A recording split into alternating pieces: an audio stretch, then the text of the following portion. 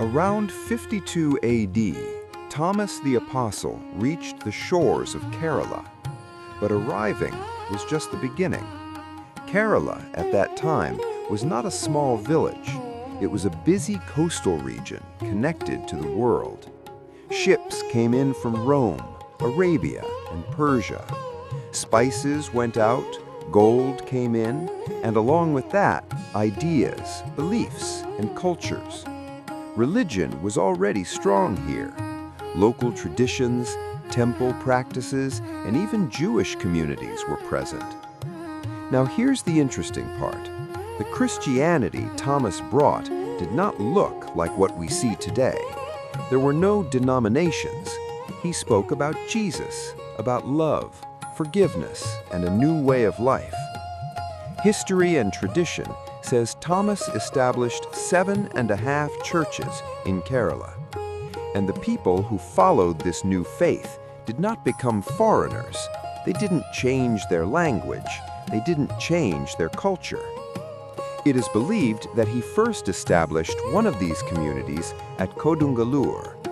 Then, Thomas moved north to a place called Palayoor, near Thrissur. And here, something unusual happened. He saw a group of Brahmin priests standing by a river performing rituals. They were offering water upward to their gods. Thomas asked a question. "Why are you throwing water up like that?" The priests replied, "We are offering it to God." Thomas responded, "If your offering reaches God, then why does the water fall back down?" Then, according to tradition, Thomas took water in his hand and threw it upward. And this time, the water did not fall back. It was seen as a miracle. They were amazed. They believed his message and chose to follow Jesus. They are believed to have been among the first converts in Kerala, and Thomas established a church there. That place later became known as Palayoor Church, one of the 7.5 churches. From there, his journey continued. He moved back toward the Ernakulam region and formed another community. That became Kottakkavu Church.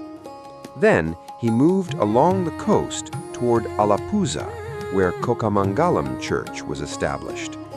After that, Thomas moved away from the coast toward the eastern highlands of Kerala. There, he established 2 more communities, Nilackal and Niranam. Then once again, he returned toward the south coast and established a church at Quilon, today known as Kollam. Finally, he traveled further south to a place called Thiruvithamcode. It is near Kanyakumari, and today it is part of Tamil Nadu. The community there was smaller compared to the others, and that is why it came to be known as the Half Church, or Arappally. So across this region, from coast to hills, from north to south, a faith was spreading. At that time, there were no states or districts as we know them today. These places were later organized into villages, cities, districts, and states. The message spread, not by power, but through lives changed. What began with one man became an ancient faith in India. History continues, stories continue, and the journey of this faith is far from over.